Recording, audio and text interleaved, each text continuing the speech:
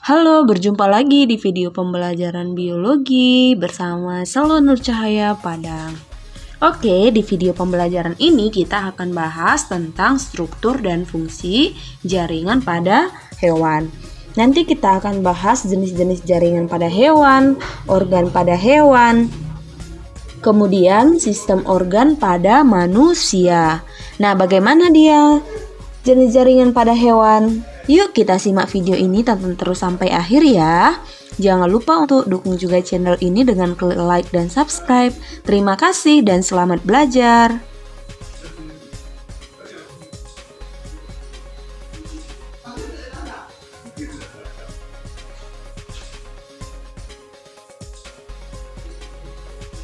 Dapatkah Anda menyebutkan jaringan yang menyusun anatomi kulit pada gambar berikut ini? Nah, hewan itu merupakan organisme multiseluler yang terdiri atas banyak sel ya. Sel-sel tersebut akan membentuk jaringan. Kemudian beberapa jaringan akan membentuk organ dan beberapa organ akan membentuk yang namanya sistem organ. Nah, gambar di samping adalah struktur anatomi kulit. Nah, nanti akan kita pelajarin juga di sini bagaimana sebenarnya struktur anatomi kulit dan berbagai jenis jaringan yang lain pada tubuh manusia ataupun biasa disebut sebagai pada tubuh hewan. Oke, yuk kita pelajari lebih lanjut.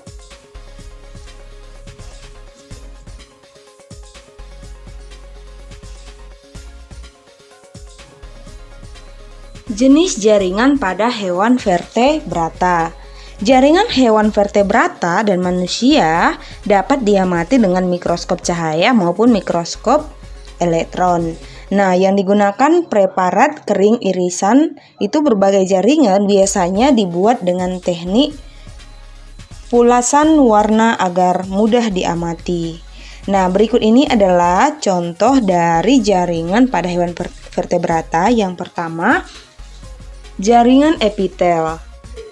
Nah, jaringan epitel memiliki ciri itu terdiri atas sel yang bersisi, kemudian bersudut banyak, bentuknya tidak teratur.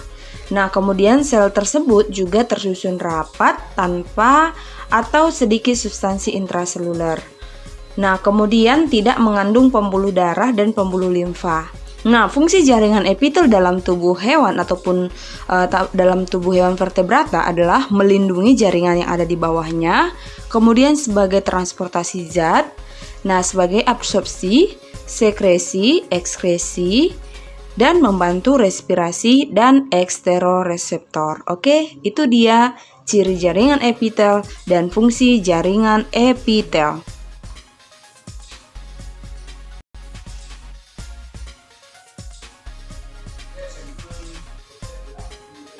Berdasarkan bentuk sel, jaringan epitel itu dapat dibedakan menjadi 5 jenis ya. Yang pertama, jaringan epitel pipih. Nah, jaringan epitel pipih ini terdiri atas beberapa bagian lagi berdasarkan susunannya. Yang pertama, epitel pipih selapis. Epitel pipih selapis ini terdapat pada endotelium, mesotelium, dan lapisan parietal kapsul Bowman, alveolus, paru-paru, dan lain-lain. Jadi bentuknya itu adalah namanya juga epitel selapis, berarti dia hanya selapis. Perhatikan di gambar ya.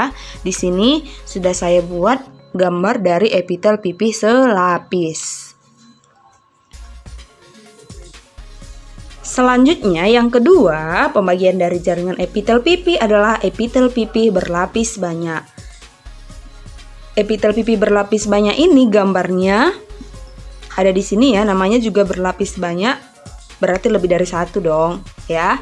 Nah, epitel pipih berlapis banyak ini terdapat pada kulit, terdapat juga pada vagina, rongga mulut, dan lain-lain. Nah, jadi itu dia letak dari epitel pipih berlapis banyak ini.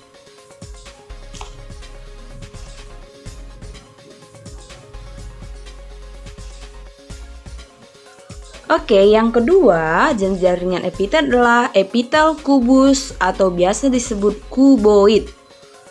Epitel kubus terdiri atas 2 juga ya. Yang pertama epitel kubus selapis dan yang kedua epitel kubus berlapis banyak. Nah, kita akan bahas satu persatu. Epitel kubus selapis itu banyak ditemukan pada kelenjar, baik yang bagian sekretori maupun saluran keluarnya. Nah, jadi epitel kubus selapis bentuk selnya itu berbentuk seperti kubus ya. Permukaannya itu berbentuk seperti kubus dan di tengah-tengahnya itu ada nukleus ataupun inti sel. Kalian bisa perhatikan pada gambar. Jadi ciri yang menandakan adanya epitel kubus selapis itu adalah bentuk dari permukaan membrannya itu seperti kubus dan dalam kubus tersebut terdapat nukleus atau inti sel. Nah, itulah dia epitel kubus selapis. Selapis berarti dia hanya satu lapis saja. Oke?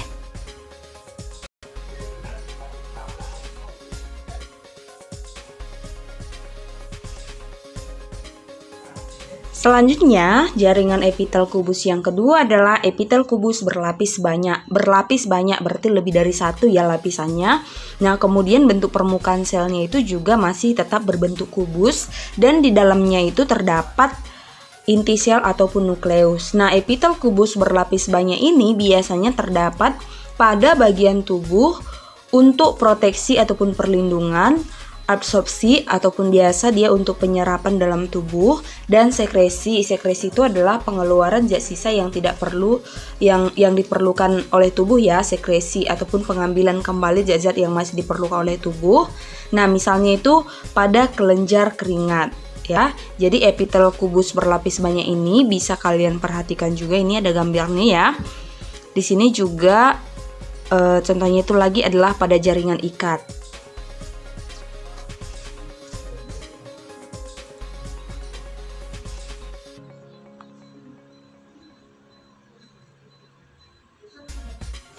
Selanjutnya kita akan bahas jaringan epitel yang ketiga, yaitu jaringan epitel silindris. Jaringan epitel silindris ada dia yang epitel silindris selapis bersilia ataupun berlapis semu. Dia itu terdapat pada uterus, ductus deferens, bronchus, dan intrapulmoner, dan lain-lain. Sedangkan epitel silindris selapis tidak bersilia ataupun tidak semu itu terdapat pada bagian besar saluran pencernaan kita. Ya, jadi ini dia gambarnya terdapat di sini, epitel silindris selapis tidak bersilia dan epitel silindris selapis bersilia. Sudah jelas ya gambarnya. Selanjutnya, jaringan epitel silindris berlapis banyak. Tadi kan jaringan epitel silindris selapis, ini berlapis banyak ya. Biasanya ini terdapat pada uretra, faring, laring, trakea, dan kelenjar ludah. Nah, sekali lagi saya ingatkan bahwa jaringan epitel ini namanya itu berdasarkan bentuknya. Dan ingat dalam struktur dari jaringan tersebut terdapat inti sel. Nah, misalnya ini epitel silindris berlapis banyak. Nah, berarti bentuknya silindris dan lapisannya banyak, dan di dalam permukaan dari lapisannya tersebut terdapat inti sel atau nukleus. Selanjutnya yang keempat adalah jaringan epitel transisional. Nah, jaringan epitel transisional ini peralihan antara epitel pipi berlapis banyak dengan epitel silindris berlapis banyak. Jadi terdapat pada bagian yang mengalami tekanan dari dalam, misalnya sistem urinaria. Nah, jadi di dalam sistem urinaria terdapat jaringan epitel transisional. Nah, jadi seperti itu dia bentuk jaringan epitel transisional. Transisi artinya peralihan gitu ya. Jadi peralihan antara epitel pipi berlapis banyak, bentuknya berarti pipi, dengan epitel silindris berlapis banyak. Berarti bentuk selnya itu adalah, bentuk jaringannya adalah silindris. Ini dia gambarnya.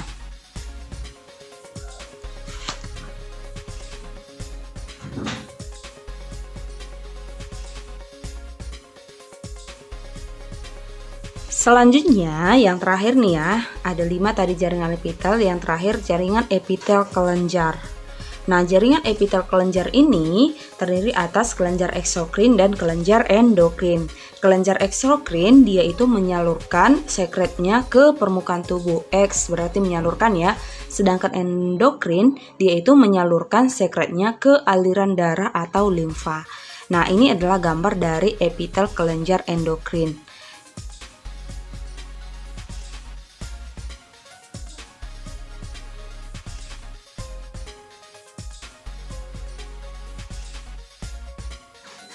Oke, itu dia tadi jenis-jenis jaringan epitel. Sekarang masuk kita jaringan yang kedua adalah jaringan ikat atau biasa disebut sebagai jaringan penyambung. Fungsi dari jaringan ikat atau jaringan penyambung adalah yang pertama sudah pasti mengikat dan menyambung antar jaringan satu dengan jaringan yang lain. Yang kedua sebagai penyokong dan pembentuk struktur tubuh. Yang ketiga sebagai penyimpan energi. Yang keempat pertahanan tubuh terhadap invasi bibit penyakit. Yang kelima pelindung suatu organ. Dan yang keenam adalah transport cairan tubuh. Nah, itu dia fungsi dari jaringan yang kedua, yaitu jaringan ikat.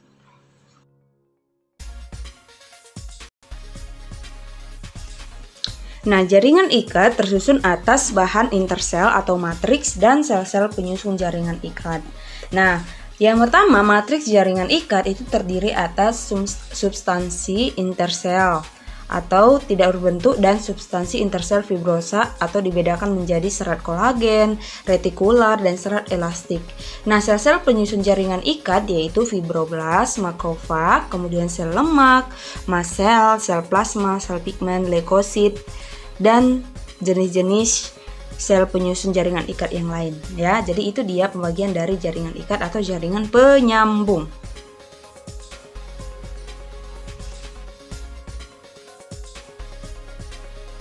Ini adalah gambar dari jaringan setiap penyusun dari jaringan ikat tadi ya, serat kolagen, serat retikular, serat elastin, dan juga bentuk-bentuknya ada di sini di gambar ya, sudah jelas terlihat mana limfosit, mana inti sel, dan lain-lain sebagainya.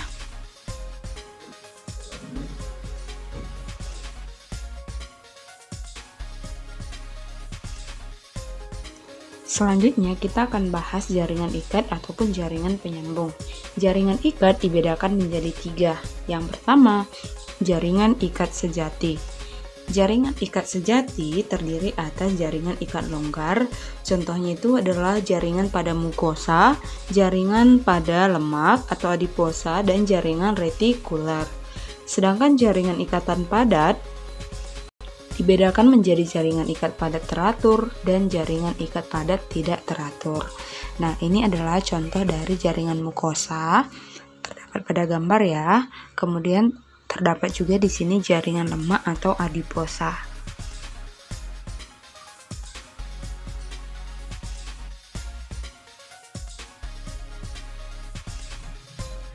Yang kedua adalah jaringan ikat cair. Jaringan ikat cair terdiri atas jaringan darah. Jaringan darah ini contoh-contohnya adalah plasma darah, trombosit atau keping-keping darah, dan sel-sel darah. Sedangkan jaringan limfa ataupun getah bening ini merupakan cairan yang dikumpulkan dari jaringan dan dikembalikan ke darah. Ini adalah contoh dari jaringan darah manusia dan jaringan limfa.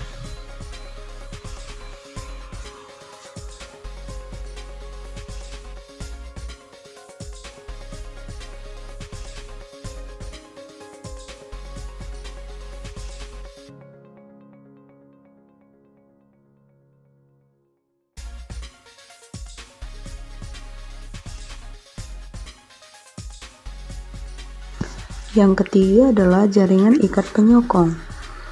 Jaringan ikat penyokong terdiri atas jaringan tulang rawan atau kartilago yang tersusun atas sel-sel tulang rawan, kondrosit, dan matriks yang mengandung kondroitin sulfat.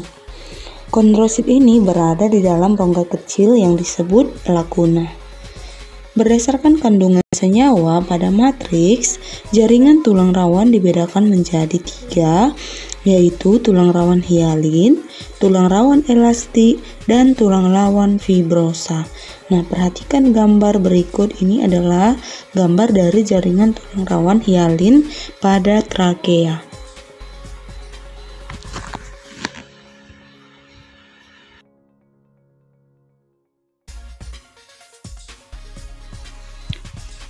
Selanjutnya ada jaringan ikat penyambung, yaitu jaringan tulang keras atau disebut sebagai osteon, merupakan penyusun rangka tubuh yang tersusun dari matriks sangat padat dan kaku serta komponen seluler.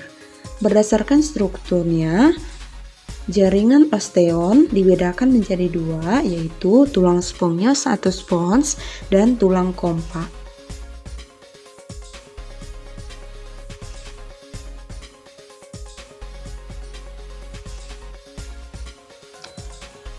Oke, sekarang kita lanjut jaringan selanjutnya, jaringan otot.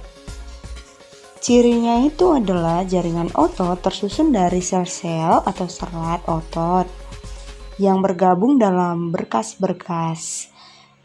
Sel otot ini juga memiliki membran plasma yang disebut sebagai sarkolema dan berisi sitoplasma yang disebut sebagai sarkoplasma. Miofibril terdiri atas satuan-satuan lebih kecil yang disebut sebagai miofilamen. Nah, miofilamen tebal mengandung miosin, sedangkan miofilamen tipis mengandung aktin. Setiap miofibril memiliki pita gelap dan pita terang yang disebut sarkomer. 3 macam jaringan otot, yaitu jaringan otot polos, otot rangka atau lurik, dan jaringan otot jantung.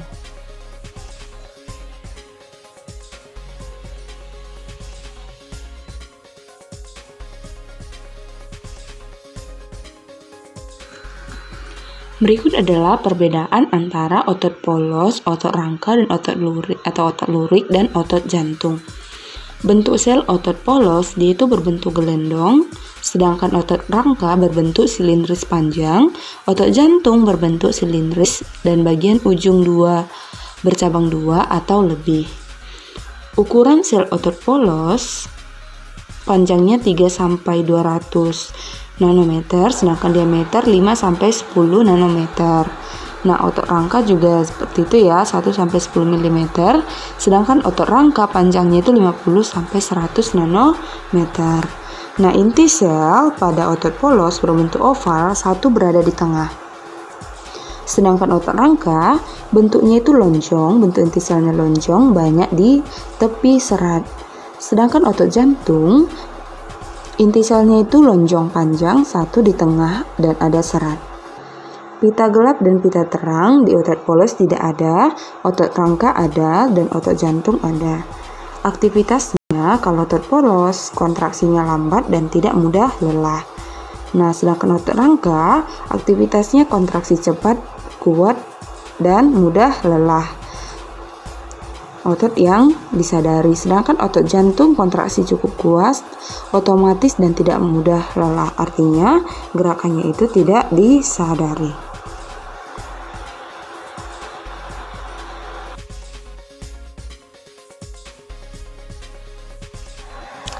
Berikut lanjutan perbedaan otot polos, otot lurik, dan otot jantung ya.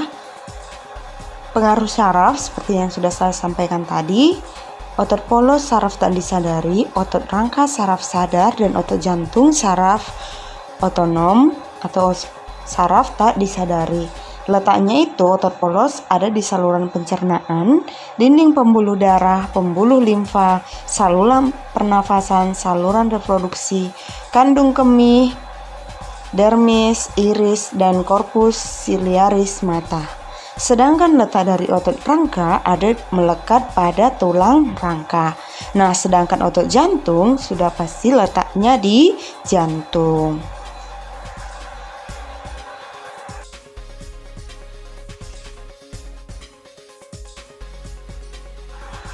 Berikut adalah gambar dan bentuk dari jaringan otot polos, otot lurik, dan otot jantung seperti yang sudah saya jelaskan tadi di tabel perbedaannya ya.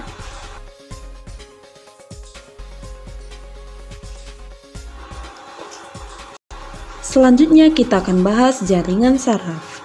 Jaringan saraf ini tersebar di dalam tubuh, paling banyak 98% pada susunan saraf pusat otak dan medula spinalis atau sumsum tulang belakang.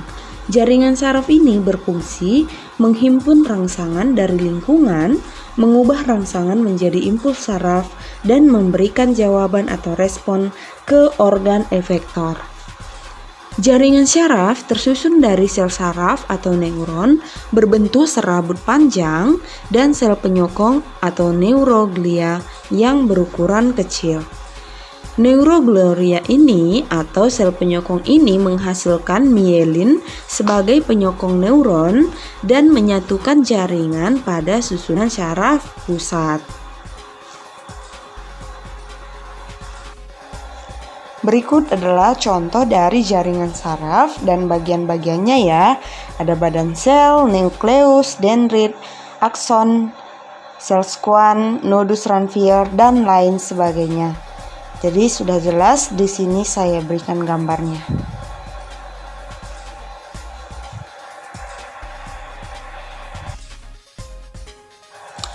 Oke, baiklah. Tadi kita sudah membahas tentang jaringan. Sekarang kita akan lanjut organ. Nah, dalam struktur tingkat organisasi kehidupan, bahwa organ itu merupakan sekumpulan dari beberapa jaringan yang melakukan fungsi tertentu. Nah, organ pada hewan terdiri atas organ luar seperti mata, telinga, mulut, dan lain-lain. Organ luar berarti organ yang bisa dilihat dari luar. Nah, sedangkan organ dalam misalnya paru-paru, jantung, lambung, usus, dan lain sebagainya. Nah, di sini juga saya tampilkan organ lambung yang tersusun dari beberapa jaringan ya.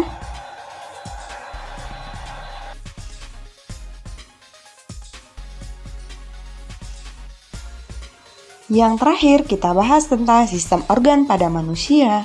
Sistem organ merupakan gabungan dari beberapa organ yang melakukan fungsi tertentu. Sistem organ pada tubuh manusia ada banyak: sistem gerak, sistem peredaran darah, sistem limfa, sistem pencernaan, sampai ke sistem reproduksi. Nah, jadi sistem organ ini semuanya ada pada tubuh manusia. Dalam urutan tingkat organisasi kehidupan, sistem organ merupakan kumpulan dari organ-organ. Demikian pembelajaran jaringan pada hewan. Sampai jumpa di video pembelajaran selanjutnya. Bye-bye.